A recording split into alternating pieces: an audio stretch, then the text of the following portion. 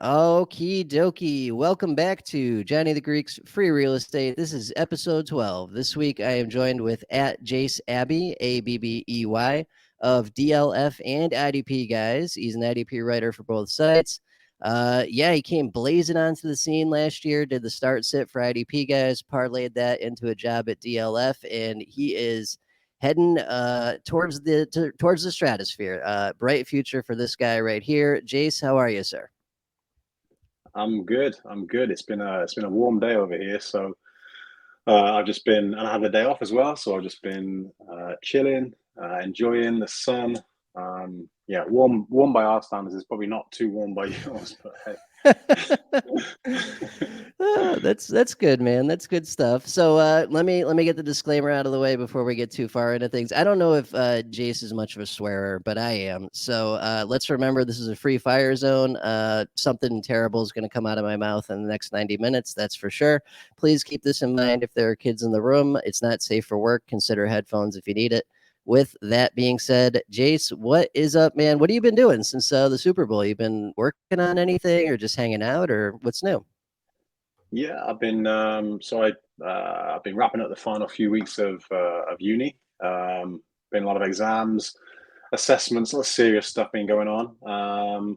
But that's all in the rear window now. So now I've got a couple of months before I go back for the second year. So I'm accruing as many part time jobs as I can get. I've got about five now. It's keeping me really busy. Yeah, I've most recently landed a pretty exciting new role working in American football in the UK. It starts soon, but I can't really. Sorry, I've done a classic teaser. I can't really go into too much detail Oh, okay. until they've announced it formally. So yeah, watch this space, I guess. Hey, that's awesome, man. That's good stuff. What? Yeah, okay. Okay, so let me start here. So it's June. There should be World Cup on, and you guys are in our group this year, or rather, we're in your group. Let's put it that way this year. Hmm. But it's not starting till November. I wanted to talk about this right away before we get into American football. Yep. England's chances coming off that Euro Cup bid last time, where they got all the way to the finals, had that game in hand, and then Italy came storming back. What do you think about your guys' chances this time around? We're eternal optimists over here. We expect to win every tournament we ever enter, right? And that's been that's been the case since I was a young lad. It's only with age you become a bit more of not a pessimist, a realist, I suppose. And yeah, we all know we're going to get to maybe the last four, last eight, and then go out in a blaze of glory. So yeah, that's what's going to happen. Every year we get our hopes up, talk about some of the best players we've got coming through, and then every year we're let down. So bring it on. Yeah.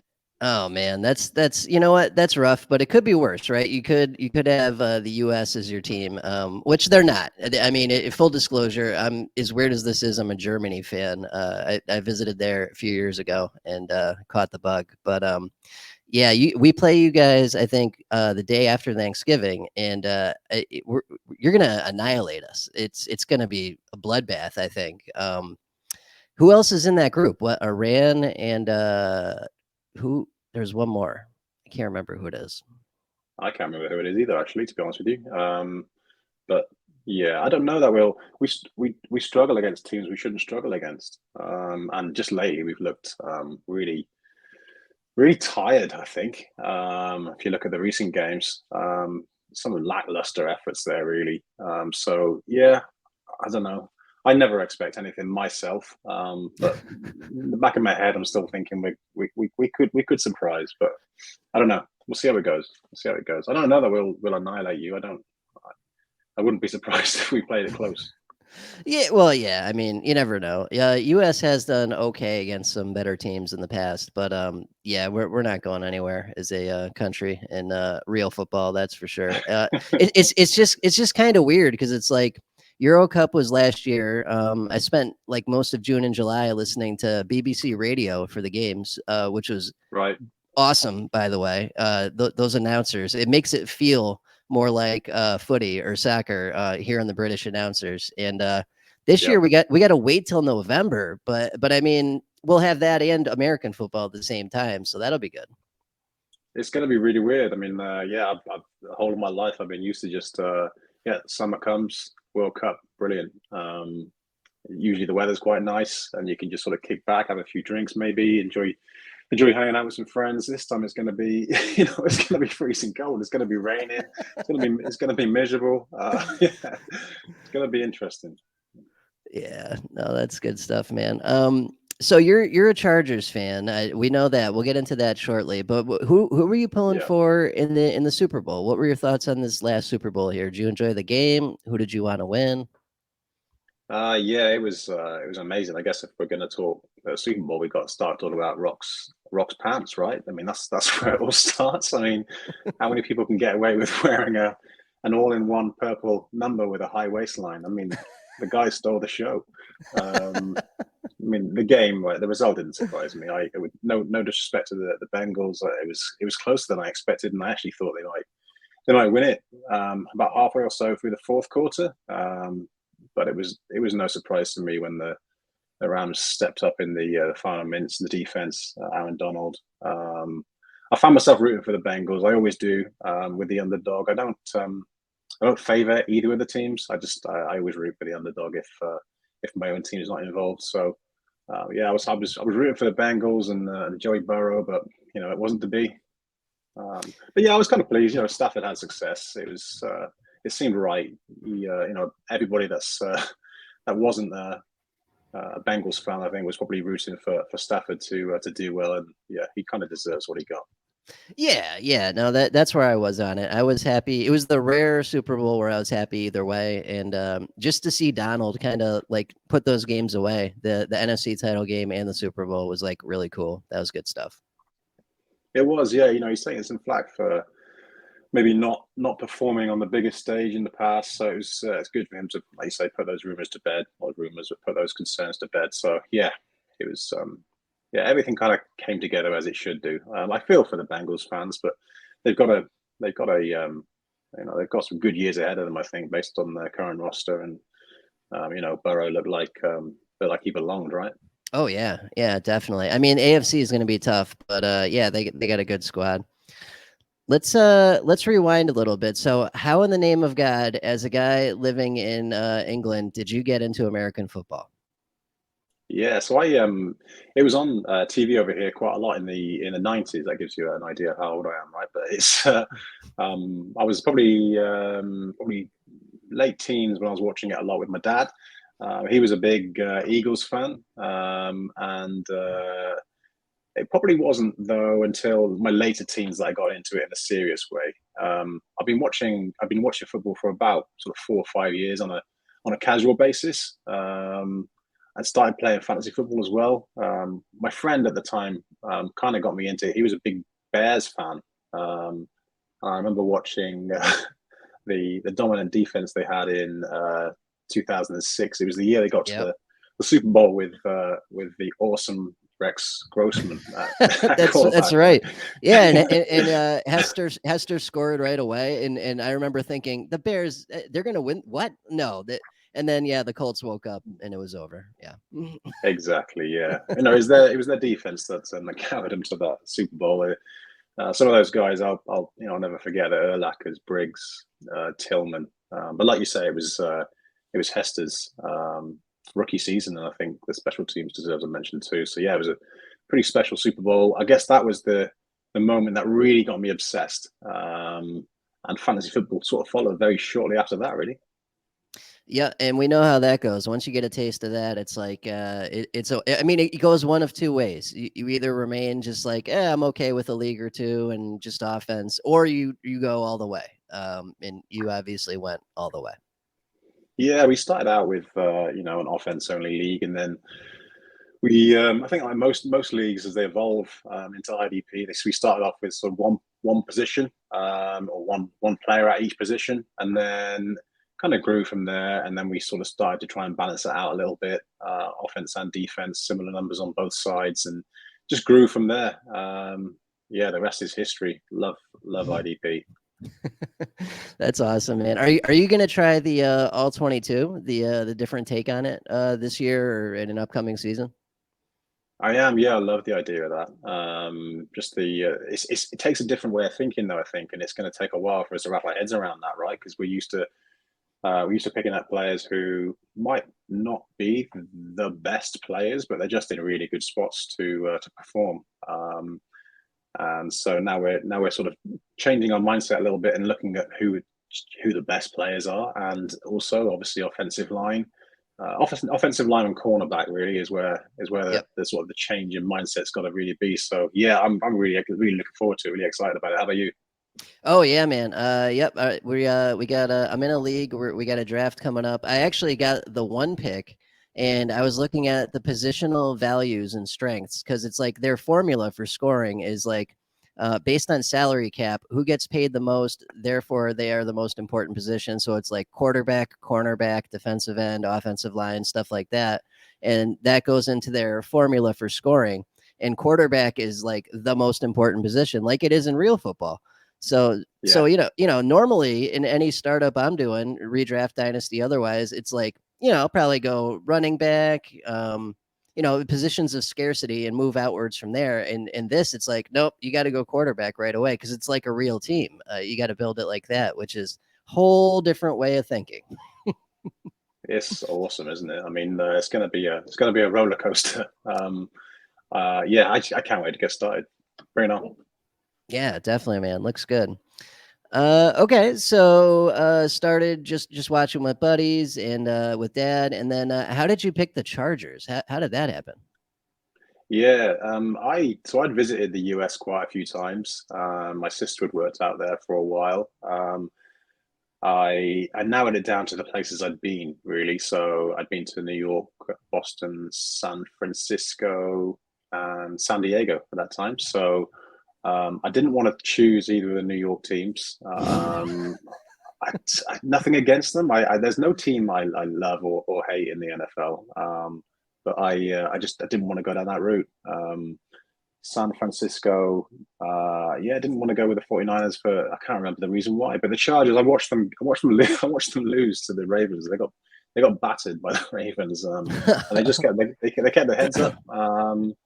And they had a couple of players that I was really into at the time. I think Merriman was drafted Oh in yes. that might have been 2006, and he was a big thing for me. In fact, no, the year I got into it was the year Rivers was drafted, so that was 2004, wasn't it? So Merriman must have come a few years later. So yeah, Chargers, no great rhyme or reason. I haven't got any family that live out there. It's just areas I'd been to already, and I just picked one of those teams. The Chargers weren't that great at the time. They weren't bad, but they weren't terrible. So they were young. I quite liked the idea they were up and comers. Yeah, yeah, right. And whatever whoever you land on, it's just about sticking, right? Not just bouncing around. So that's good stuff. Excuse me. So what do you think about this season? Yeah, I mean the future looks good, right? Yeah, I mean, I'm encouraged by what we've done with the offensive line in the last couple of years. Drafting Johnson wasn't a sexy pick, but it Yeah. should be a big plus for Herbert. Um, I've got major concerns on the right tackle spot, inside linebacker, and I've got a few reservations about our corners, even after the addition of J.C. Jackson. So Yeah. I don't know. I just think in this league you need more. Obviously, we've got Samuel Jr. I think we need more than just a couple of corners in this league. But I'd like to think we can challenge the Chiefs for the top spot. Realistically, I think maybe the wild card Mhm. spot is more where we're going to be. Still not a complete team. Is there such a thing? We've got work to do. I think staying injury free is going to be the key, as it Yep. is for every winning team every year. And we've not been too lucky in that sense for the last sort of 4, 5, 10 years. So Yeah, right. Right. yeah, fingers crossed in that sense. But yeah, like you said, the future's bright. It's really nice to have one of the most talented young quarterbacks in the league. So let's see where it goes. Hopefully, we can just keep. I don't like the term building around him, but we've built him a decent offensive line, stay the right tackle spot. So let's see where it goes. Yeah, definitely, man. I mean, you must be a little upset, not maybe not upset, but displeased with the division around you guys. So, I mean, yeah, the Chiefs got weaker, but everyone else did not. Everyone else got way better this offseason. So, what are the thoughts on that?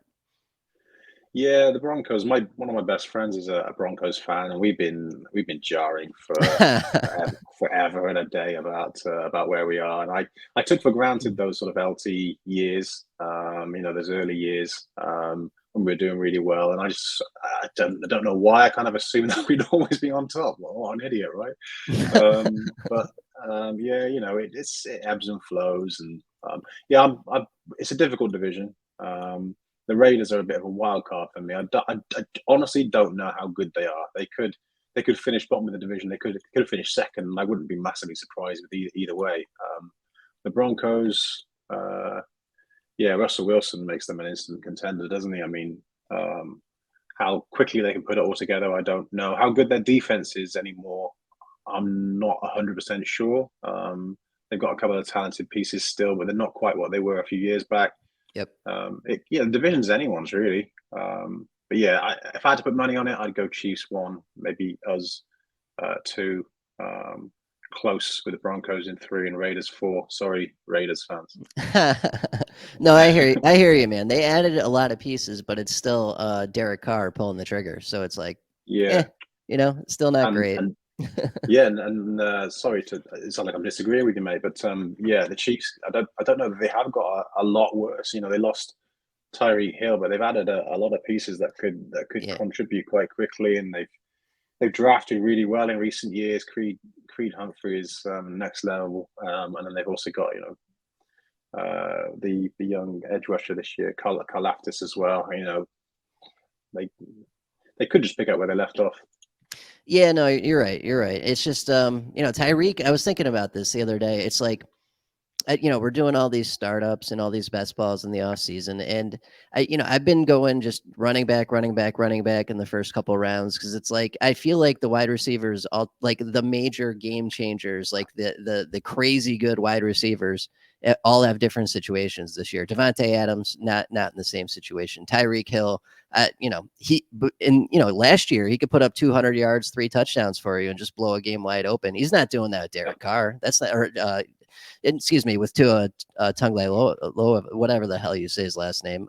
That's not happening, right? So I don't Yeah. know, man. I feel like the landscape's changed a little bit.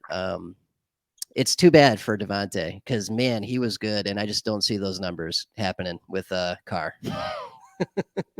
No, I mean, again, I sound like I'm disagreeing with you again, but I think Carr is capable on his day, and he's put up decent numbers before, and I think Devontae is so good he could elevate Carr's game as well. So Yeah, they could were it in be one of those situations college. where, Yeah, they were in college together too, I believe. So they have hmm, chemistry, right? yeah, I mean, I wouldn't be surprised if Adams was excellent again this year. Maybe not quite as good. That would be expecting a lot, but I expect the worst, right? So the worst, the worst for me is for all of our division rivals to do really well. So if I project Adams to get 2,000 yards and 20 touchdowns, then I won't be disappointed when it happens. It'll just be, it is as I thought it was going to be. I, I love that attitude. That is, I have a very similar outlook with my Oh yeah, Cowboys. Expect the worst. Anything better is like a great, pleasant surprise. for sure. I put bets on the Chiefs, the Raiders, the Broncos to win stuff every year. It's a win-win situation as far as I'm concerned. I love that. No, you're the only other person besides me that I know so far does that. I do that all the time. Win-win stuff, right? I will bet against the Cowboys and eat the $50. I don't care, Yeah, right? Like if the Cowboys win, great. If they don't win, money, like beautiful. I'll take it. you got it. You got it. I'll never stop doing that. It's yeah, it makes losing almost bearable. Right, right. I love that. That's good stuff, man. So all right, we're gonna switch up a little bit here, kind of bounce around a little bit. So you mentioned you've got Mhm. like 5 part-time jobs. So what would you say you do for a living? Is it a bunch of different things, or what do you think? Yeah, so I used to work in IT. In fact, my career has been in IT for sort of 15 years, cybersecurity. And it was, it was very fulfilling. I got everything out of it that I wanted to get out of it. I started getting itchy feet about 4 or 5 years ago, thinking about, do I want to be doing this for my entire life? And it's a difficult decision to make at this point because you've got a lot of commitments and such like. So I kind of took my time with it. Started doing what I wanted to do as a profession, as a hobby. Writing about sports, and then during the pandemic, like I guess a lot of people did, started thinking about where I saw my life going in the next sort of 5, 10, 15 years, and I decided that I've sat on my hands long enough. I need to make a big decision. So I went back to I packed in IT. I went back to university and started my first year last September.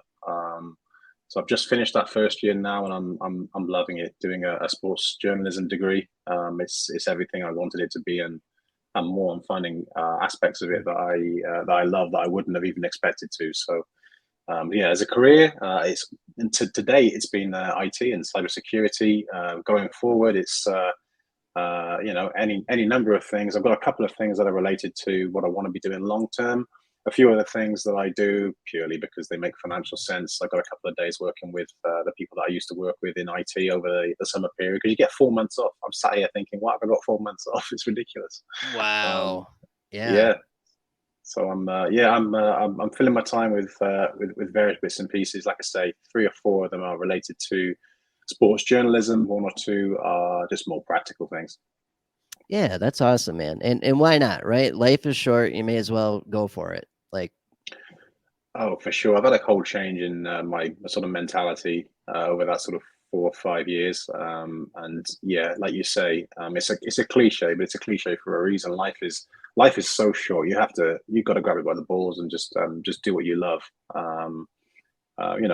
Be sensible with it at the same time, but have a plan and follow it through, and just do what you love, because well, depending on your beliefs, I believe we're only here once, so you got to make the most of it.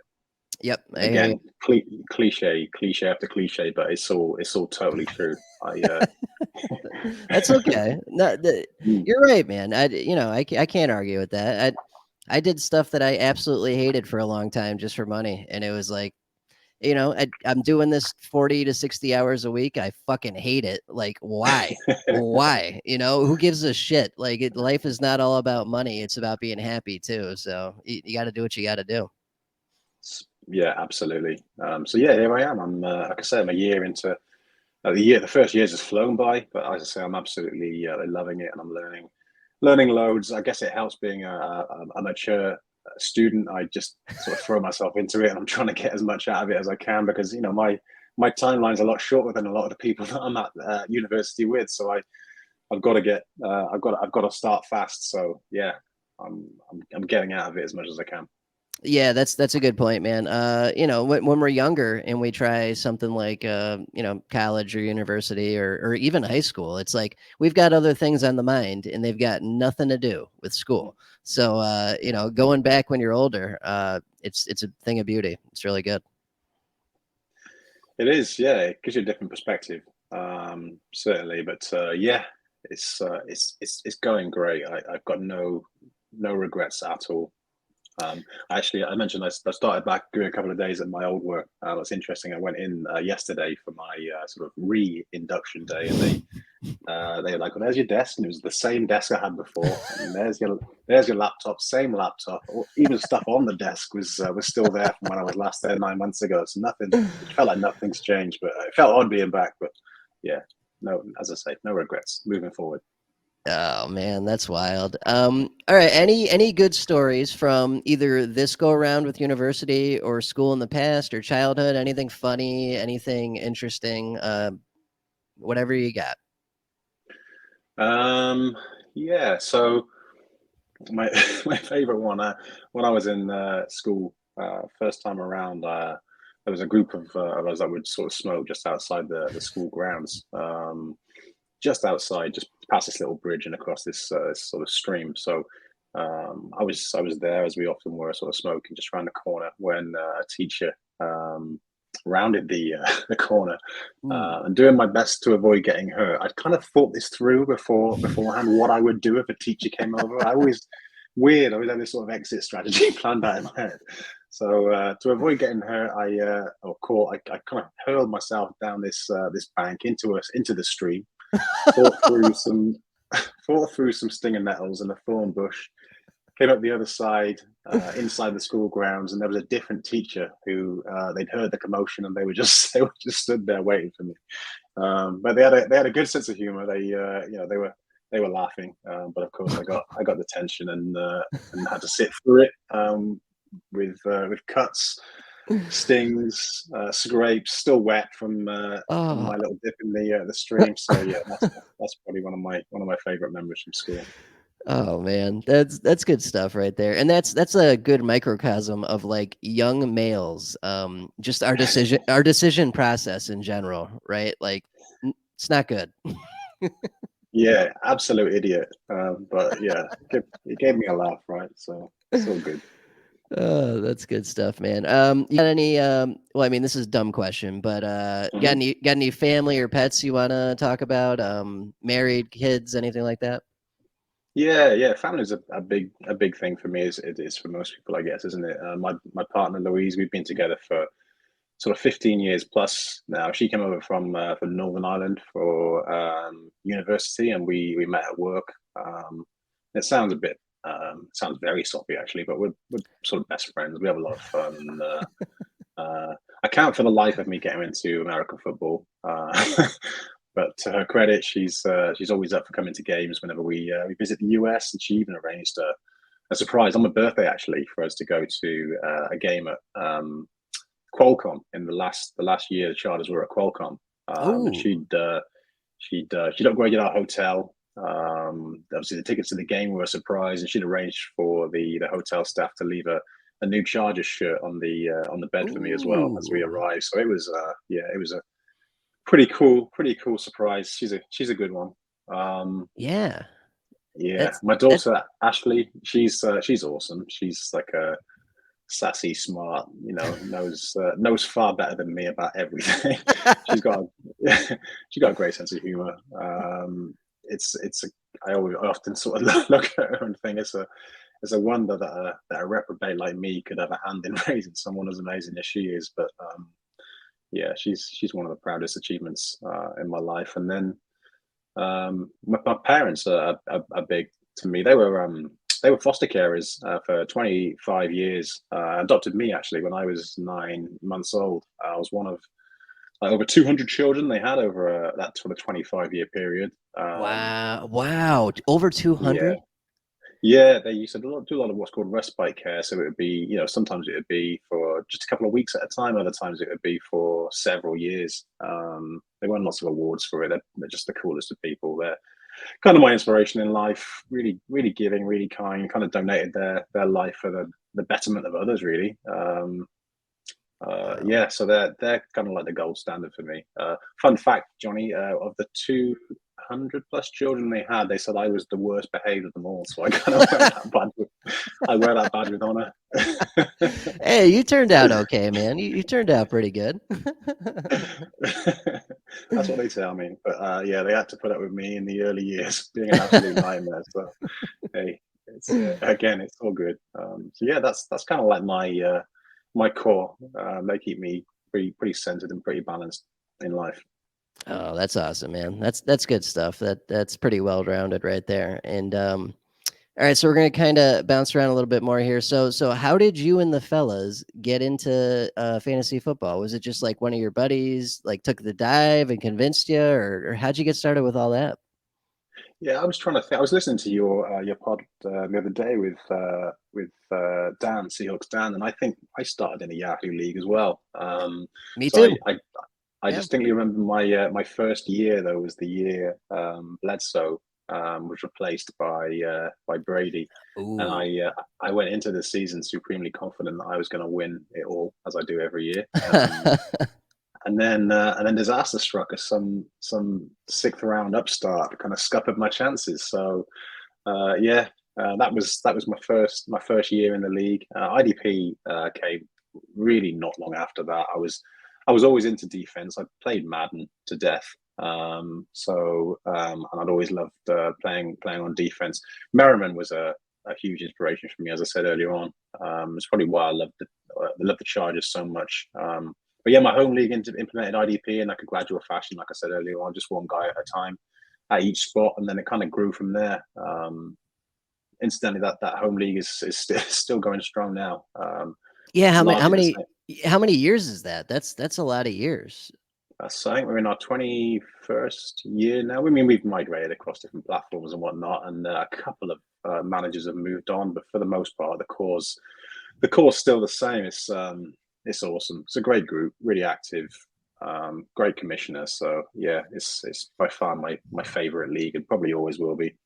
Yeah, no, I'm with you, man. I'm with you. There's something about we still have our home league going to from God, I don't know, 2004 or something, and Yeah, that's there are leagues with money, there are leagues with experts and blah blah blah blah blah. That's the one that still means the most to me, just because tradition and all that. Yeah.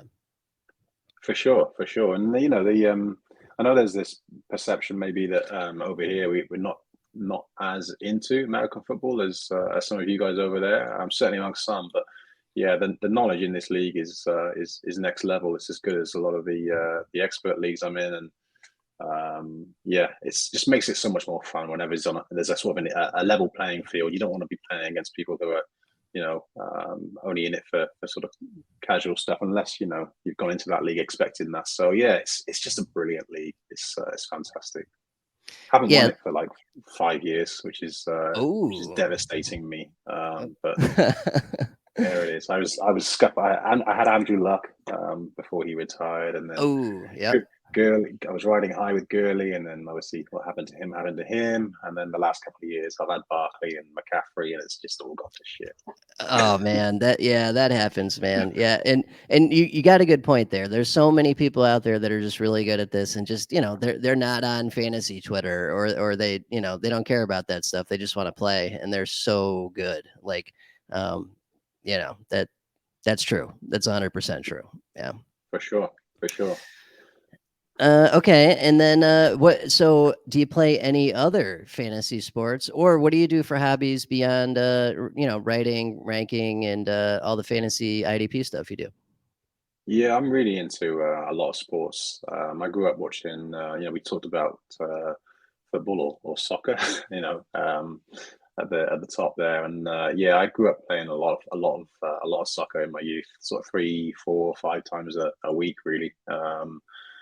And really only stopped maybe a couple of years ago.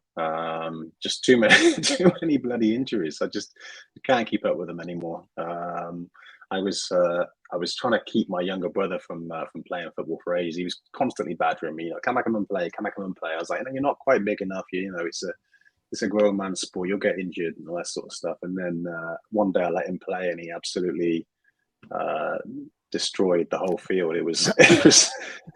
I had mixed feelings. I was, on the one hand, I was really proud, on the other hand, I was devastated that this youngster had come along and he'd just taken my mantle. So yeah, not long after that, I kind of kept up with him for a little bit, or tried to. I couldn't do it anymore, so I handed the baton over to him now, and yeah, I haven't played for a couple of years now, but play a lot of other sports. Play a lot of racket sports. I'm into golf, really into golf. Have been the last couple of years. I'm terrible, but I Oh, love it. everyone is, dude. It's just about the experience, right? It's about being out in nature and just kind of being with the guys and talking, and because we all suck. Everyone sucks at it. I've been playing since I was 5. I'm goddamn terrible.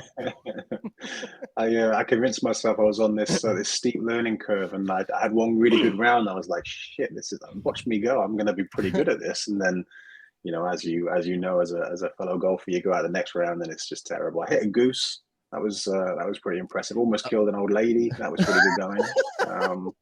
So yeah, I'm an absolute nightmare out there. I shouldn't be allowed on a golf course, but yeah, I have fun. It's good. That's all that matters, right? You got to have Mm-hmm. fun. That's awesome, Mm-hmm. man. Yeah, I love beyond that. I love films. I love movies. Traveling. I just love traveling, holidaying, visiting different places around the world is a big thing for me. Haven't done as much of it in the last couple of years, obviously with Yeah. what's been going on, Right, travel right. restrictions and whatnot. But yeah, I love traveling. We're off to Spain the day after tomorrow, actually, so that'll be a good one. Looking forward to that. Oh, that's awesome, man. That's good stuff. And we got a whole section on movies and TV, so we are getting there. Excellent. Uh let's okay, let's time travel a little bit. So when you first got into IDP, who were you mentioned Urlacher, you mentioned Briggs. Who were some of your favorite guys from those first like couple seasons playing? Oh yeah, so I've got quite a few. Like you said, I mentioned Merriman, guys like Jason Taylor, um, Julius Peppers, Dwight Freeney, um, like Dawkins. I guess moving on a few years after that, Jared Allen, Oh yeah. Suggs, Yep. Patrick Suggs. Willis. More recently, the Von Miller and JJ Watts. These are the guys that have they've kind of been the cornerstone of IDP, fantasy IDP for me for years. But yeah, earlier years, yeah, I'd go back to Jason Taylor and Peppers. Really, they were the two that everyone was trying to get during that period of time, and I guess they had the longevity as well that not a lot of other players have had. So if you're in a dynasty league and you've been lucky enough to hang on to them, you could have been riding them for sort of 10 years. Would have been great, Yeah, or longer. absolutely, man. And it's kind of weird that like the style has shifted. Like back in the day, it was more like, linebackers, linebackers, linebackers, and then you're right. Those guys like Jared Allen came around, and they were the guys to have because no one else was putting up double digit sacks every year. So that was an advantage right there. You could still get those warm body linebackers that would give you, 120 tackles or whatever. And now it's kind of moving back towards linebacker, as weird as that is, with all these teams, playing one or two guys that clear, enough snaps to even be productive anymore. It's like it's becoming a thing again where linebacker is important. It's kind of weird. Exactly, yeah, spot on. Yeah, they're just becoming those every down guys are just becoming more and more scarce, right? So just drives the value up of the remaining 20, 25 or so who are still there for a thousand snaps now in a 17 game season. So yeah, linebackers, yeah, once again king. Yep. Yeah. Just like the old days. Absolutely, man. Okay. So you mentioned that, like, kind of like your dream, your career dream is to be like a sportscaster, sports writer. Is that Mm-hmm. how you got into, getting on fantasy Twitter, working for, writing for IDP guys, DLF? Was that where that came from, or how'd you get into that? Yeah, I mean, I started writing for a couple of sort of smaller blogs, sort of fan blogs, a couple of years before that, and I loved it. So going back, it must be 4 years now. I joined IDP Guys as a writer, and it was just a great opportunity, right, to join an awesome team. It's been a really cool journey, and I can't speak highly enough of the team that Nate's put together over there or over here. So yeah, it's too many to mention, but yeah, it's just been a really great ride with IDP because I can't speak high enough about them really. So as you know, last season I put together what became a pretty sort of comprehensive weekly IDP starts sit article. I kind of inherited that from some degenerate called Johny. Well, dude, what I loved about that was the level of detail, because everyone puts out like a start sit or an IDP start sit with like four guys that you already know that are obvious as shit, right? Like, thanks, yeah, start Darius Leonard this week, thanks, got it, Yeah, but the way I did it and then the way you did it was like to go by tiers. And like if they have a pulse, if they're going to put up any kind of points in any kind of conceivable league where you might need them, they're on the list. And that is like game changing shit. Yeah, you nailed it, man. That was awesome. thanks, man. I mean, you devised the format for the most part, and I just came along and just carried on building on what you'd done. Really, it kind of, like you say, it evolved into this sort of behemoth, sort of 18,000 word. I mean, I started to refer I started referring to as an index rather than an article, really, because it's not the sort of thing you read from top to bottom. You sort of go to it, you look for your own players, look for some of the other players you maybe were looking for on the waiver wire, and go from there. But my goal was really to include every noteworthy offensive player, like you say, for managers and even the deepest of leagues and with the largest of rosters, and really just to give people the information that they needed to be able to make more informed decisions rather than just tell them, you should start this guy, you should sit this guy with very little justification. So, yeah, that's kind of the route it went, and I've been toying with what the format should look like going into next year, and I will talk a bit more about that later on, I guess. But yeah, it was a real a real fun exercise. Like I say, it would take a huge amount of time each week, but I've got no regrets at all. It was fantastic, and I was fortunate enough to receive a really positive reaction from the readers, and that was really really appreciated. I guess for someone that was just sort of starting out as well, to really to hear that from people was humbling, and yeah, just really nice at the same time. I mean, I know that people have there's been talk in the industry, right, about how there's this divided opinion. People have start sits. Is there really the value in that? The difficulty in predicting sort of matchup value from week to week in IDP.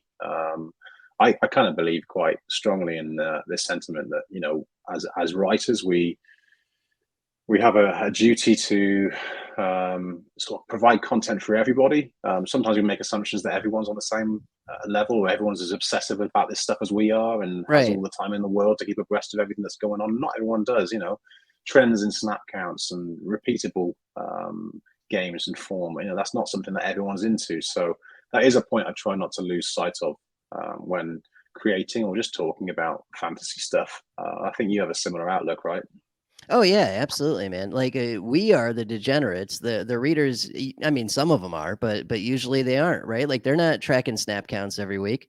That Mm-hmm. they don't know that the Texans set this corner and replaced him. Like and maybe he's been great the last 5 weeks and now he's not playing next week and you have no idea, right? But we have to. So that's why putting it out is important. And as long as it helps them win, as long as it helps them make informed decisions, that's what we're here for, right? We're not here to circle jerk each other on Twitter like everyone thinks we are. We're here to help people win. That's the idea behind this. And that article, dude, that certainly helped people win. So I'm glad you got good feedback on that. That was awesome. Yeah, thanks, man. And so likewise with your corner article, that's next level. I use that often myself. If anyone listening hasn't taken the time to have a look at that and is in a league that requires corners or even just secondary, then it's definitely worth taking a look at because you go into some insane detail. It's pretty cool. Thanks, buddy. Much appreciated. So you got any? I mean, we season's what 80 something days away. Who have you been taking like for sleepers that you think everyone hasn't figured out yet this year? You got like a couple guys that you've been hoarding that you might want to give away?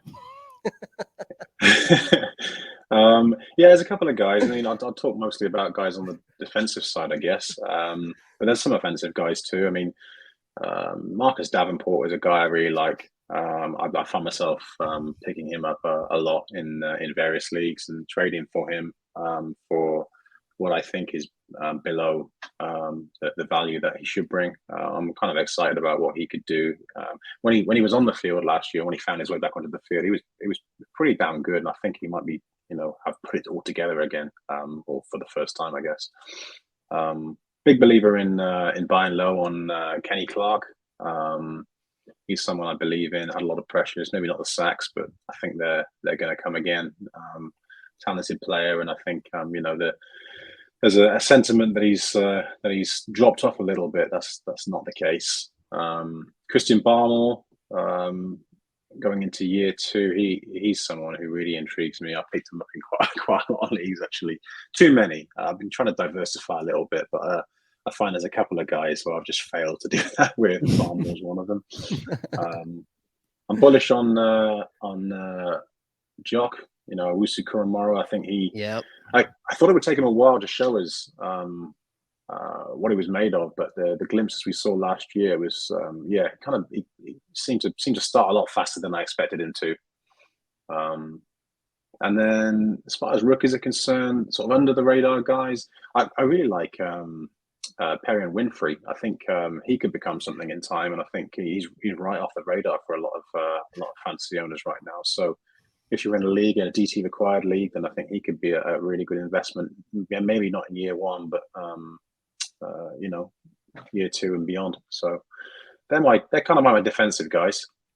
Yeah, yeah, no, that's a good list right there. And the thing with DT especially is like if you can get someone like that later that no one no they're not even on the radar and they end up being, even somewhat decent, that's such a huge value right there cuz I mean, with how scarce that position is, like you either got a guy or you don't. And there's like a handful of guys. So if you get the next up and coming one and you don't have to pay out the nose for it, like you're way ahead of the game. That's really good stuff. That's it. Yeah. I mean, I guess it would need to be a deep league to justify picking him up, waiting a couple of years. But there's a lot of us out there that are playing in these deep leagues too. So offensively, I've kind of a couple of guys. I've been picking up a lot of Gerald Everett lately. I think he should be going slightly higher than he is. I don't know what his ADP is currently. I last looked probably a couple of weeks back, but yeah, I've been picking up him up a lot. Brandon Cooks as well. I know he's not in the greatest of spots over there. Doesn't But matter. He's a PPR machine. every Yeah. year, every year he does it. He's one of those guys that just he's probably the definition of underrated, isn't he? Right, a receiver. He just puts it together every year. So yeah, I'm kind of picking him up a lot. And Tony, Kadarius Tony, I found him in a few leagues where. Especially around, when there was that negative news circulating around his participation or lack of participation in camp. He was just a guy that I thought looked electric when he was on the field Oh last year. yeah.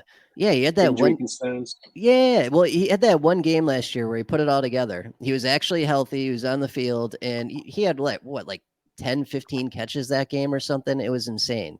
He looked so good, and it's like everyone else there kind of hasn't worked out. I got a lot of Slayton last year. I got a lot of Galladay last year. They didn't do anything. So if it's Yeah, Tony, he doesn't cost anything right now.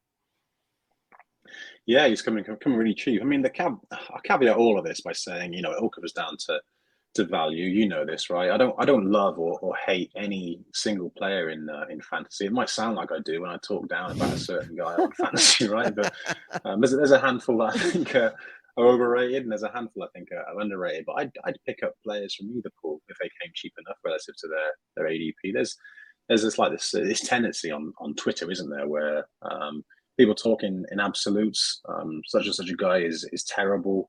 What if he's terrible but still earning 1,000 snaps and there's little competition to speak of? Then yeah, I'm still picking him up. I'm still rostering him. I think that willingness to ignore your sort of your ego, emotions, preconceptions, call it what you want. I think it can be an edge in Oh fantasy yeah. still. And I'm in leagues where guys won't. They literally won't roster a player if he plays for a certain NFL team, and that's just madness to me. Wow. Again, I know it's cool to play, emotionally in that sense if you want to, right? But we're in it to win it, especially in leagues where there's money on the table. So yeah, I'm Right. taking advantage of that all day long.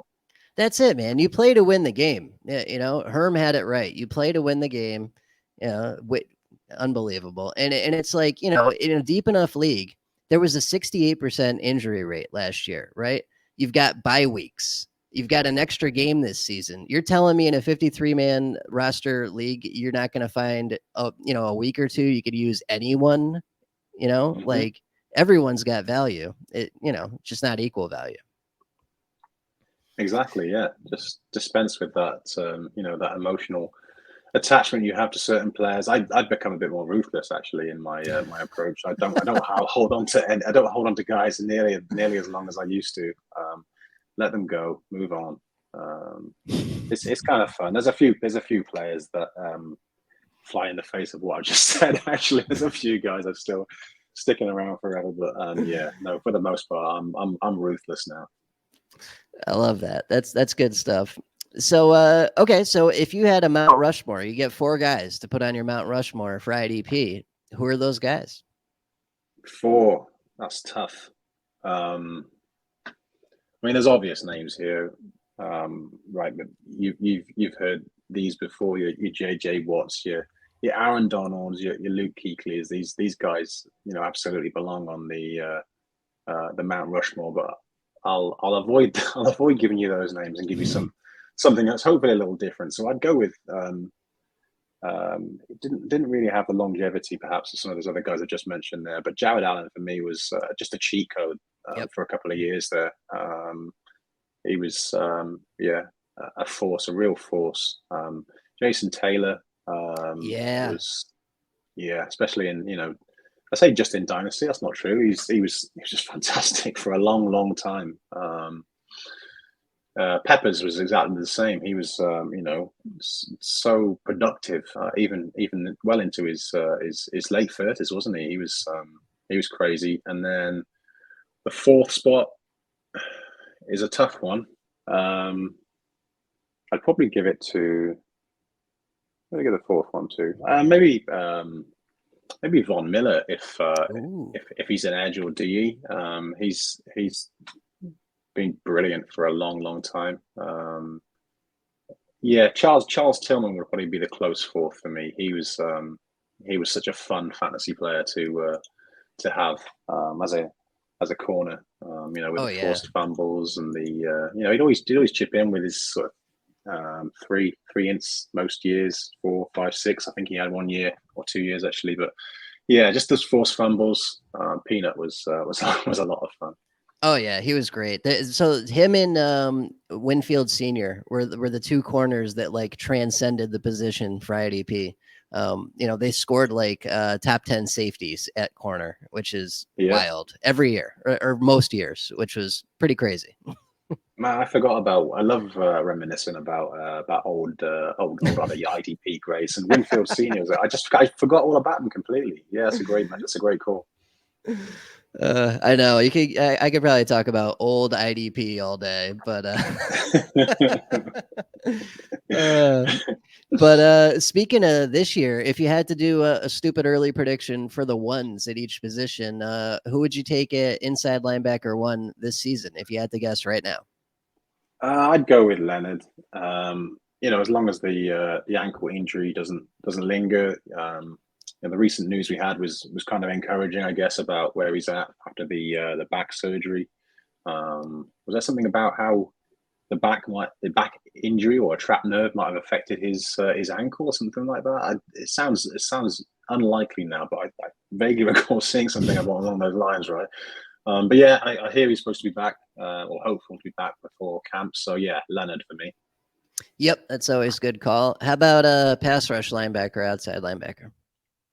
Pass rush linebacker. Are we talking MFL positions or? Oh God, I know that opened a whole can of worms. So we'll just say traditional outside linebacker like the Shaq Barrett's, TJ Watts of the world. We're still gonna call Max Crosby a defensive end because I'm not on drugs, unlike the people at MFL.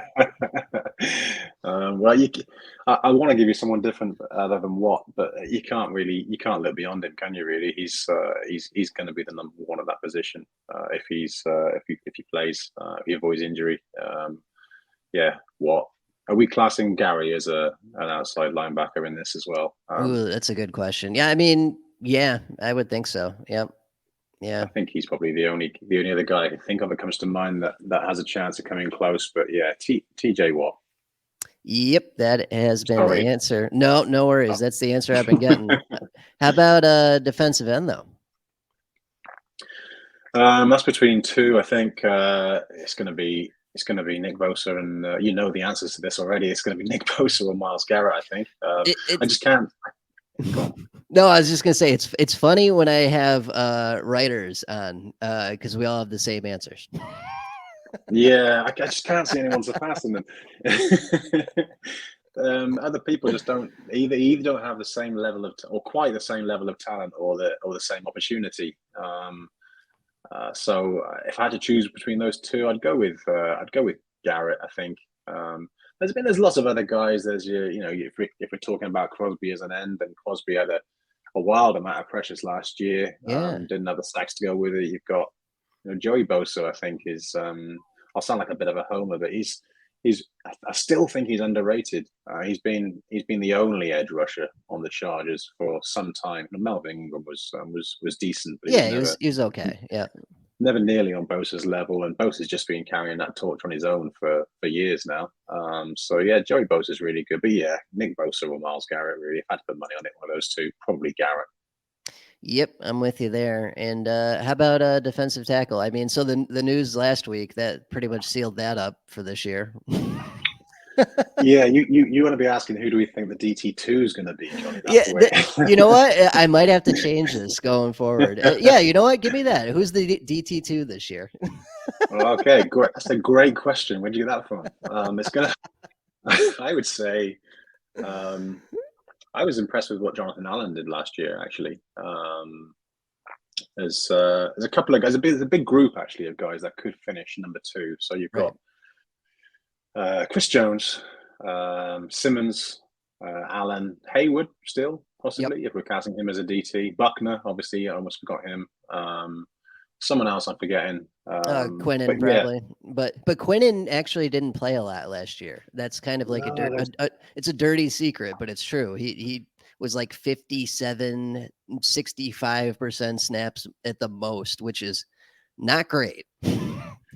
No, that's it. They just rotate. They rotate too damn much on that Jets defensive line. I think Quinnen has the talent of the other guys. Actually, it just doesn't play enough. So yeah, you can't be efficient enough to overcome the fact that he just doesn't play the nearly amount of snaps the other guys do. So yeah, number two, I think if I had to choose one of those guys, I probably would go Jonathan Allen, I think.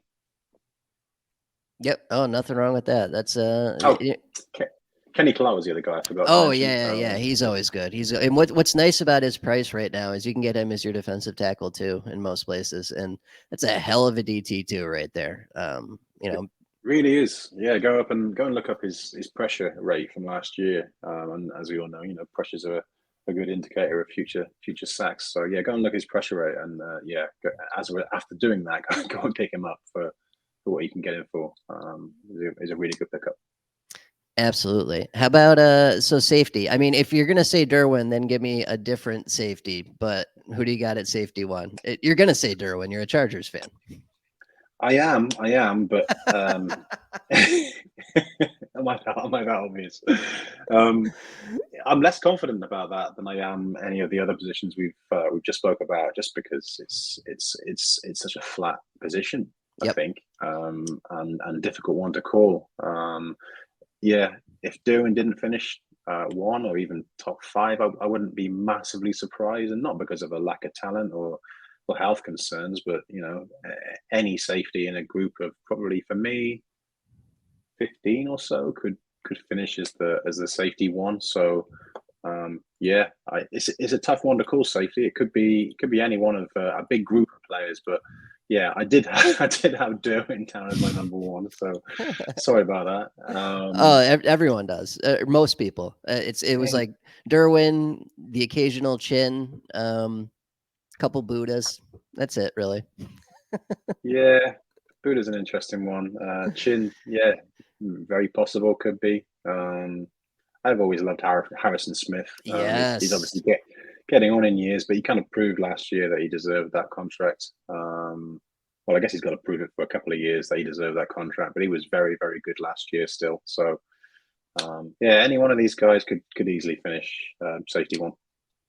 Absolutely. And then how about corner, which is probably the toughest one to pick, if we're being honest here. That's even harder. And a lot of guys could finish as corner one. I'm trying to predict if anyone can predict the cornerback one before the season starts, then I take my hat off to them. You would probably be the most likely, I think, given your. Well, I took Trayvon. I took Trayvon last year. So I was, depending on your format, it was him or Kenny Moore last year, and Kenny Moore is always a good pick. Always a good pick. I don't think it'll be Trayvon this year. But who you got if you had to take a shot in the dark? Well, Kenny Moore's been racking up the tackles, like you say, for 3 years now, and it's difficult to look beyond that. But I always like I got a thing for Kendall Fuller. I always think Oh he's yeah. a really good fantasy option. It could be any one of like 20 guys, but yeah, Yeah. Right. Kendall Fuller for me, I really like. Kenny Moore, I could see him. I could see him repeating possibly, but it's such a difficult position to repeat at. Yeah. It's so volatile. But yeah, Kendall Fuller. Yep, that's a great answer. I love Kendall Fuller, and he's one of those guys where you can go get your Kenny Moore or your AJ Terrell or Trayvon Diggs, and then you can get Kendall Fuller much later because no one knows about him, and you're getting essentially the same production, especially if you put him in the right matchup, which is a thing of beauty. I do it every year. I'll never take Kenny Moore in a draft. They always go ahead of ahead of what I'm willing to pay for him. That's not to That say I don't like the player. I guess to go back to that earlier point again, it's about value, and I just don't think I can get. I think I can get better players for the same value at different positions. So I do. Yeah, no doubt. Yeah, I've been seeing that a lot this year. Kenny Moore and Trayvon going rounds earlier, plural. Than I've got so much AJ Terrell this year. I've paid nothing for it. I am beyond happy with that. So works for me. He had a hell of a year last year, didn't it? Came from nowhere as well. Yeah, kudos to him. Really good to see actually, and especially for Falcons fans, there wasn't a lot to shout about on that defense last year. So yeah, having Terrell do what he did is pretty cool. Yeah, absolutely. If okay, if you had to pick the Super Bowl and the Super Bowl winner, who would you say at this moment in time? I'm going to go with the Bills. I really like what they put together over there on both sides of the ball, and I think this could be their year. Anything can happen in the playoffs. We all know that, but yeah, I think the Bills have got probably as good a chance as any, probably the best chance of anyone. Yep, no argument there. That's my AFC pick. Who you got going out of the NFC? There's like three options, so it's not as competitive. Yeah, it's I don't know. NFC. The NFC doesn't really excite me that much, to be honest with you. A lot of the time, because I think it's because of the point you just mentioned there. Like, you're going to be choosing from a very small number of teams. Where at least in the AFC, you've got any one of A ton, yeah, like 8 or 10. Yeah, NFC, it's like Rams, Bucks, Packers. There you go. yeah.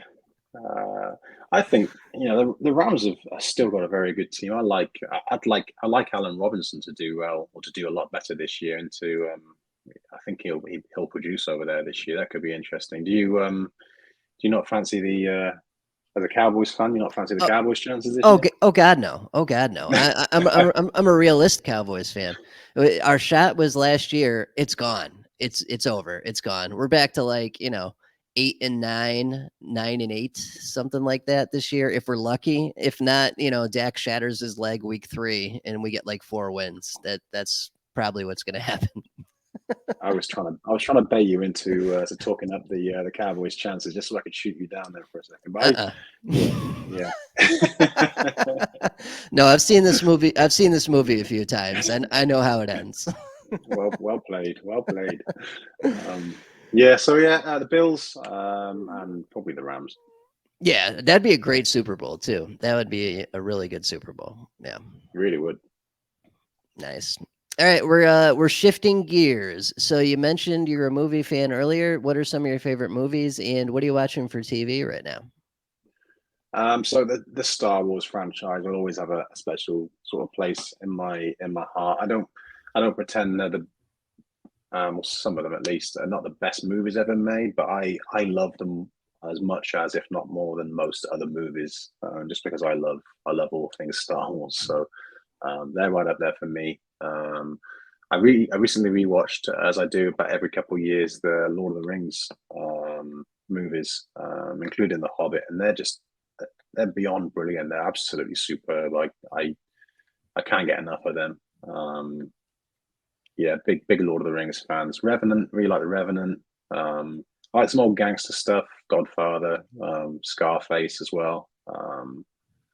I'm into quite an eclectic sort of range of movies, I guess. An underrated one that doesn't get mentioned very much is the Machinist with Christian Bale. If you haven't seen that, I'd recommend watching that. It's a little harrowing in parts. It's such an awesome actor. It's definitely worth a watch. So there's my movies really. Probably missed a bunch, but yeah, those are the ones that immediately come to mind. And then TV shows. This will sound a bit samey as well, but The Office US and the UK version. Actually, I watched the UK version before I watched the US version. I didn't like the US version at first because it was very, very similar for the first couple of episodes to the UK version, but then it goes off on it sort of makes its own way. You finds its own path, if you like, and it's beyond brilliant. I've watched it a million times over. never get tired of it. Game of Thrones, absolutely love it. Breaking Bad, Afterlife with Ricky Gervais is quite emotional, quite touching, and absolutely superb. I think if anyone hasn't watched that, I recommend watching that. Have you seen it, Johnny? No, I have not. What is that on HBO Max, or where is that? Where do you even get that? It's on Netflix, but I don't know Okay. if it'll be on the American Netflix as well. But yeah, Afterlife, there's a couple of seasons. It's really, really brilliant, really touching stuff. Definitely worth a watch. Recently, Obi-Wan Yep.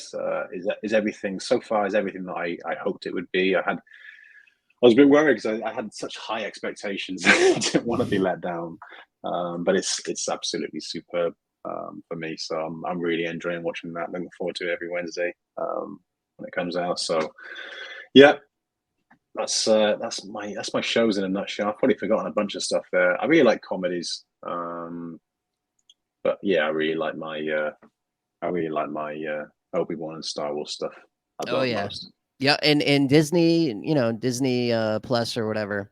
Those Star Wars shows kind of saved it, right? Because they did you know, the uh the next three, whatever you want to call them, the post three, and they were okay, not great, but the shows have been Mhm. excellent, right? Like the Mandalorian just kicked it into a whole nother level. Then we got to see Boba Fett, and now Ewan McGregor's back, and it's unreal. They're not stopping anytime soon. And there's so much good stuff. Yeah, Disney Plus really saved Star Wars, I feel like. Oh, it's brilliant. I love it. I probably watched every episode sort of 2 or 3 times. Usually within the same sort of 48 hours. I'm pretty sad, but unashamedly so. Unashamedly so. Uh, that's awesome. Those are good choices, though. That a lot of similar answers with that because it's good stuff. So no argument This is it. there. Yeah. What okay, are you would you continue your career path, getting into sportscasting if you won the lotto tomorrow, or would you just, give up everything, go travel? What would you do? I think I probably would continue, but it's easy to say that, isn't it? When you've sat there on a big mound of money, there's got to be a lot of other things that seem appealing. But I think I would, but in a a much reduced level, perhaps. But yeah, beyond the obvious stuff. So the taking care of people I love and donating to worthy causes, the selfish things, which is what you want to hear about, right? I'd love to own a sports team. That'd be a lot of fun. Even just a small one, right? So it depends how much money I won. Obviously, couldn't afford an NFL team. Looking at what that Walmart guy is just paying for the Yeah, Broncos. right. Unreal, man. Mhm. Unreal. And it always blows me away when you hear the stuff like, oh, Jerry Jones bought the Cowboys in 80 something for like 10 million and now they're worth like, 4.8 billion. And it's like, what? Yeah, crazy stuff, crazy stuff. I'd, even if I owned like a small soccer team over here, as I said earlier, I kind of followed my dad into supporting his team where he grew up, a place called Blackpool, which they're a sorry team, Johnny. They've done nothing for like 70 years.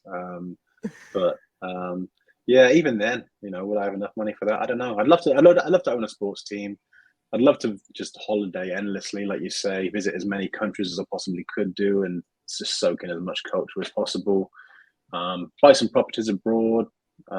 It's been a long time ambition of mine, actually, is to live abroad and waste far too many hours in the wee hours of the night looking at houses abroad that I can't yet afford. Just in places that I love, Spain, Italy, some parts of the US actually, south of France maybe, all appeal. So yeah, that's probably what I'd do. That's awesome, man. That's a good answer right there. And yet is the key word, because who knows? You one day you may be able to. When you're a famous sportscaster over there, you'll be good to go. I've got to keep pushing up Lou's career. She's got to be the funder behind this, but yeah, it's all good. That's good stuff. So, okay, if we had a time machine and you could see any event in history, what would it be and why? It's an awesome question. There's probably quite a few. I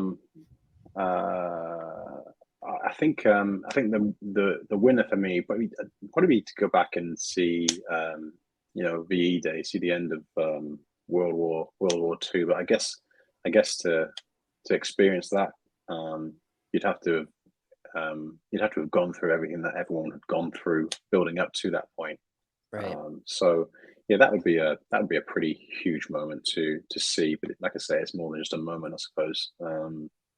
Other stuff like I was alive during this one actually. I just don't remember it, or certainly didn't recall the significance of it at the time. But the fall of the Berlin Wall, more for the I guess the symbolic nature of what it stood for rather than the actual event itself. Yeah, those two kind of stand out to me than more than any others. I love that, man. History is my other thing. I love history. Is it Oh my right? god. Oh my god. Yeah. Yeah. I could probably do all this level of ridiculousness with history easily. Love it. Love it. So those are great answers right there. And I think about that sometimes. I think about like, what would it be like to live back in those times, to go through World War II as, depending what country you're in, might have been okay, might have been not okay. So Mm-hmm. Yeah, just wild times. Yeah. really, as you say, wild times. Kind of off the wall suggestion. I used to want to be an archaeologist when I was a young lad. I used to really into dinosaurs. I wouldn't want to. I'm assuming if I was to sort of time travel, I'd be completely. Oh yeah. Yeah. Yeah, Yeah. right. So I maybe go back and see some dinosaurs roaming the earth. That would be pretty fucking cool, wouldn't it? Yeah, dude. If we're time traveling, we got personal shields and shit. We'll be okay. Yeah, absolutely. Yeah. Well, that'd be pretty good. Then go back and see some dinosaurs as well. Maybe see the end of the dinosaurs. That would be pretty. Actually, that'd Yeah. be pretty harrowing, wouldn't it? I think. That's a great answer. Yeah, we've gotten dinosaurs. That's been a couple answers. That'd be cool. Yeah. Yeah. Hmm. Are you an aliens guy or a no aliens guy? I think there has to be some intelligent life, and I really want there to be. We may never know, but I'd like to think that in this sort of vast and expanding universe that we know so little about, that there has to be something more than just us. So yeah, I am a believer. Yep. Me too, buddy. Me too. I'm with you on that. And yeah, I would just like to know before I check out. That's all I'm asking. So Yeah, same. It'd be brilliant, wouldn't it? I mean, every couple of weeks, there's some crazy. If you follow sort of space exploration news, there's weird stuff that just comes out every couple of weeks, not relating to artificial intelligence, sorry, not relating to extraterrestrials, but just new things that we discover about this universe on a regular basis is just next level. So yeah, who knows? Maybe we'll find out before we go, Johnny. that'd be cool. That'd be cool, man. So Hmm. how about favorite football memory and favorite non-football memory? Favorite football memory would be undoubtedly would be the year LT or the moment LT broke the touchdown record in 2006. I mentioned earlier on that my one of my best friends is a Broncos fan. We've been jarring back and forth, so to see him do it against the Broncos was even sweeter. Um, but yeah, that moment for me was awesome. was a really good season actually for the Chargers. We finished like 14-2, and our offense was awesome. And I just had this feeling we were going to go all the way, and then we met the Pats in the divisional round, and yeah. Yeah, that happened for a long time. Yeah, LT, man, he was something else, especially in his prime. He would have games. A lot of people don't remember this, but he would have games where he'd throw for a touchdown, catch touchdown, run for a touchdown, have 100 yards rushing, another 50 receiving, throw 10 catches on top of that. Yeah, he is so good. Yeah, he was unbelievably good. Like I said earlier on, I kind of took him and that sort of era of success, if you want to call it that. Was it success for the Chargers? I kind of took it for granted, and I wish I'd been I wish I knew as much now, then, as I know now about football, and was able to appreciate it for what it was. But yeah, it was still a fantastic memory. Seeing him hoisted above, the shoulders of some of the other players, and just like you say, just an unbelievable player and a really nice guy as well. Yeah, he was great. Pure class, pure class. Never, his celebrations were mild because he'd been there. He'd done it many times. Yeah. Yep. Yeah. That's my favorite football movie. Non-football. Yeah. That's a tough one. Only in the sense that there's maybe two or three that would all deserve a mention, so I'll mention all of them. When my daughter came along, the day I proposed to my wife, they were special memories that I'll never forget. Obviously, the day my mum was declared free of cancer after undergoing chemotherapy, that was a life-changing moment, and definitely contributed to this sort of mentality I have that I mentioned earlier on, that you got to make the most of life, and don't wait around to do it. You can affect change for the better as early as the next moment, the next thing you do, right. even if it's something small. So those three things stand out above all else for me.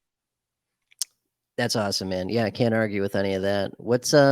What's something hard you've had to overcome, and what'd you learn from it? Probably my mum has a terminal illness, and so probably overcoming probably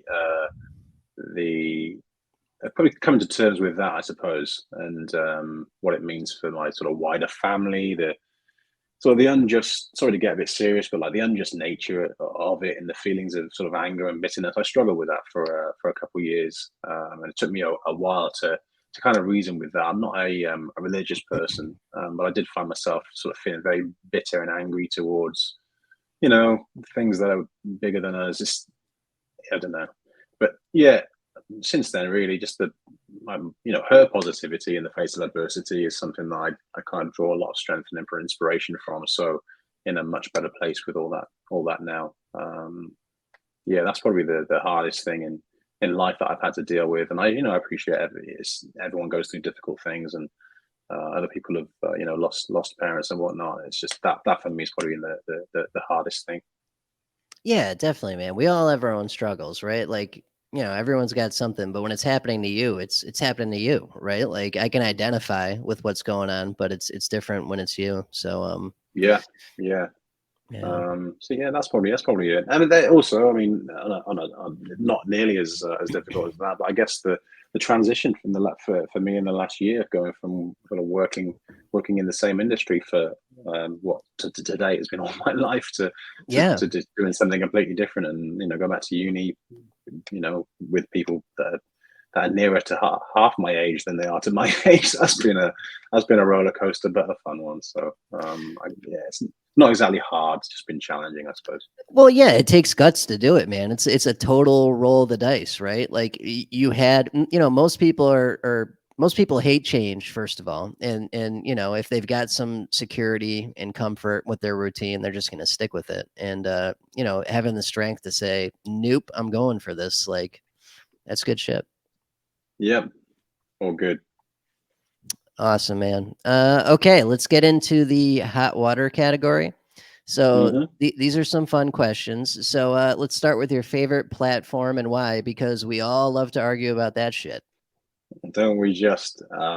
Yeah, even within the IDP guys, the staff chats, Yep. we love going back and forth on this. It just comes up every couple of weeks, and there's never an answer. But for me, easily MFL. It's just so much more flexible, and for the reasons you've heard before, customizable than any other platform. If you're a dedicated commissioner, or you're in a league with a good commissioner, there's very little you can do with it. I mean, I don't mind other platforms. I don't mind sleeper. I'm in a bunch of sleeper leagues, and it's definitely got a place, in the fantasy community. I think it definitely attracts a different kind of person than something like MFL would do. But as a lover of IDP, I can't stomach some of the way that positions are handled, and that they can't be changed. Yep. So yeah, favorite MFL by a long way. Yep, I'm with you on that, buddy. We don't need to beat that dead horse. Everyone knows how we feel. Mm-hmm.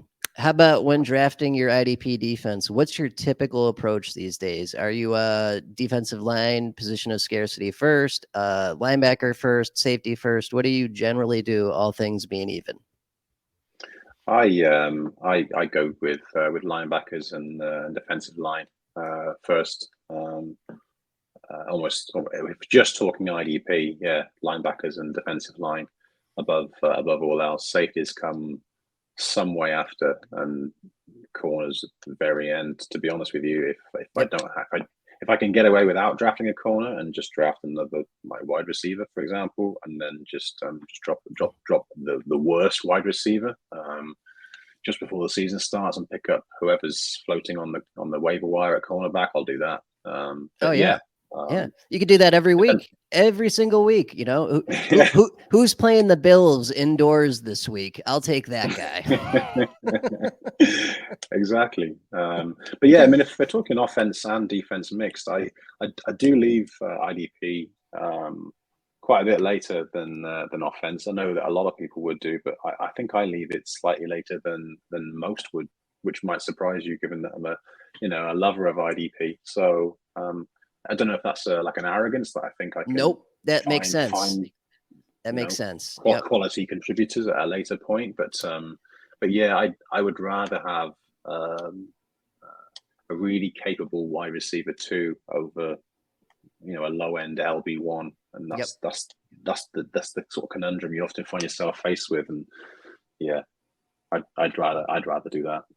I'm with you, man. And I think that's a natural progression. Like the stronger we get with the IDP stuff, the more we can ignore it till later because we have to look at all this crap anyway for articles, for podcasts, for rankings, or whatever. We're gonna know who the Alex Singletons of the world are. So we're gonna get them first, and we're gonna be fine. I'd rather use that draft capital for another super flex quarterbacks, for bye weeks or when my dudes get injured. For backup running backs because you always need backup running backs, right? Like, Yeah, that just makes sense. And I see that a lot. It's a natural progression. Like when you start with IDP, you're obsessed with having that best IDP defense. And then like hmm the longer you do it, the less you give a shit about that. exactly right. And I get it wrong. Sometimes I'm not pretending I know a lot better than anybody else that I'm drafting with. But yeah, that's it served me pretty well, and I've got no intention of changing my mind on that. So yeah, keeping with it. Yes, sir. How about thoughts on fantasy Twitter, the wonderful community we find ourselves in? Yeah, I yo-yo a bit. So I've kind of sanitized my timeline pretty well to see everything that I want to see, and very little of what I don't want to see. But I have very little patience for dramatic types where the aim is to sort of diminish someone else or someone else's work.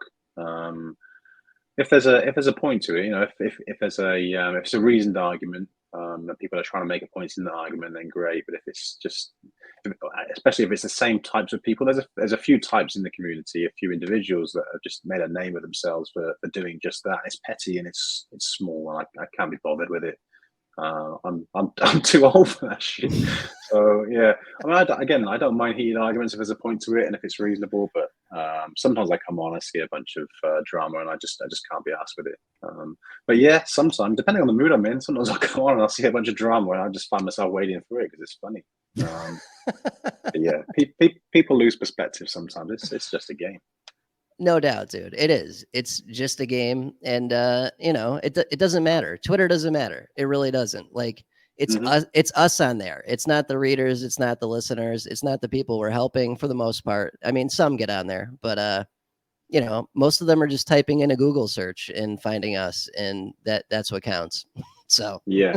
But yeah, generally, I feel like I talked a bit negatively about it. Yeah, generally, I think it's a great resource. You just got to be careful about what you do with it. I suppose. When I say careful, just be picky about what you do with it. I'm not very good at the engagement side of things. Engagement for engagement's sake. I get that it's necessary. I'm not knocking anybody that does it at all. I'm just crap at it. So that's probably an area I need to get better at, I suppose, or just yeah, see how things go. But yeah, I think it's fancy Twitter. I love it. That's why I keep coming back to it, right? yeah, well, I mean, there's a lot of good too, right? Like I Yeah. never would have known you if it wasn't for that. So Hmm. there Hmm. you go. Yep. And this time of year when we've seen all the Scott Fishbowl stuff and the other charity leagues that are coming out at this time. This is what it should be there for, and it's really nice. It's kind of like a nice reminder that it's definitely worth it. You know, um, Exploring and using this community for better. So yeah, those are the reasons why I keep coming back. I suppose there's a lot of good too. Yeah, definitely, man. So, what are you working on this season? What are you bringing back? You doing anything different? What do you got cooking? Yeah, so I'll be doing the start sit index for IDP guys again this season. I haven't really hashed out what that will look like yet, but at least a part of it will be replaced by either video or video and or audio content. Yep. I'd just rather spend more time researching and less time um, writing and conveying what it is that I've researched. I think I can do a better job of doing that in a video or audio format. But I recognize there's people that might like the traditional way of things. So I've got to find a nice balance between those two, I guess. Maybe my own podcast. Not entirely sure yet. Got some thoughts and plans to think about in that sense. What else are we doing? I'll start dialing up the redraft stuff for IDP guys beginning very soon. I've been kind of quiet since the end of the season, but yeah, I'll be ramping that up again soon. I've been inspired by Tom Kislingberry and Joey, the two details or season projections on the defensive side in recent years. I like the idea that they're shared and that that they hold themselves accountable for that. So I'm partway through working on that. So watch this space in that sense. And then over at DLF, I'll continue producing dynasty content. I've been doing dynasty rankings, so they'll continue. And yeah, overall, my plan is to just appear on a lot more podcasts. Really going forward, it didn't really do very many last year, and I enjoy them. Yeah, just a whole lot of fun. So yeah, that's the plan for the year going forward. Nice, man. That sounds awesome. And yeah, no, I can see that, right? Like, that I've already told Macri and the big three guys, I was like, you got to reach out to Jace. Jace is great. So, you know, if they come a knocking, I want to see you on there. Well, if you can deal with the accent, then that's all good. But yeah, I've been doing a couple lately. I did one with John actually a little while back, and did one with Tom K, and obviously this wonderful one with you, Johnny. So yeah, I'm definitely gonna make a point of putting myself out there a bit more this year. Yeah, definitely, man. And like I get it too with the switching to audio or video format. It's a time saving thing, right? Like, writing out 15 to 18,000 words is a multi-day, multi-hour a day thing. We could Hmm. do it in video or audio form and get it out before waivers run. Like, why wouldn't you do that? You know? Exactly. It's a win-win, isn't it, for everyone involved? So yeah, I'll probably end up picking your brains, I think, for some of the. 'Cause I know you did this with the corners towards the end of last year, the cornerback article. So yeah, I'll come knocking on your door to annoy you about how you went about doing that in the weeks to come. Yeah, no worries, man. Sounds good. And then yeah, and floor is yours. Anything you want to plug, anything you want to talk about. What do you got? Um, Really, just the points I just mentioned there about the stuff that's coming going forward. Really, yeah, those are the bits I'll be working on. In terms of plugging, I think just to just circle back to the point we were talking about just then, in fantasy Twitter, it's really good to see this sort of surge of positivity around what people are doing. To come together as part of Scott Fishbowl. There's other charity leagues as well that people have done a really good job of. So yeah, really, if I'm going to plug anything, it's to plug other people's work in that sense. I don't run any leagues myself in those sort of areas, but I think what those people do is awesome and should be really applauded. So yeah, that's what I think I choose to plug here. Yeah, that's awesome, man. That's a good point, right? Like, if you can do something good and we have a good time doing it at the same time, donate to charity. Like, that's good stuff. That's beautiful. Yeah, yeah, spot on. Awesome, man. All right, let me get you out of here on this. First things first. Do they have road rage in England? Oh yes, there's a lot of there's a lot of road rage over here. We're brilliant for it. This whole thing about Brits being happy to queue for things is absolute bullshit. We will push in front of anybody to get just to work like 5 seconds earlier. It's yeah, road rage over here is brilliant. Do you think it's possible that that road rage might be poop related? Right, you know what? So I've been listening to this podcast series for a while, right? And I did a bit of research on this, and I was amazed to find there's actually evidence of road rage and poop coming into one story. There's a Pennsylvania man apparently who defecated on another man during a road rage argument, which What? I think is the ultimate. I'll send you a link to the article. It's amazing. He was 69 years old. He said he had IBS. He said he had IBS and that he couldn't help himself. Apparently, they didn't get into a fist fight. They did get close, and that's when he, and I quote the article, dropped a deuce on the other guy's pant leg. So, yeah, maybe it is. Maybe all road rage is poop related, or should at least end with one of the people pooping Yeah. on the other. Yeah, Who knows? that's my theory, man. That and I'm sticking to it. I I, feel like that's most road rage is you got to go, and you can't sit in traffic. It's not happening.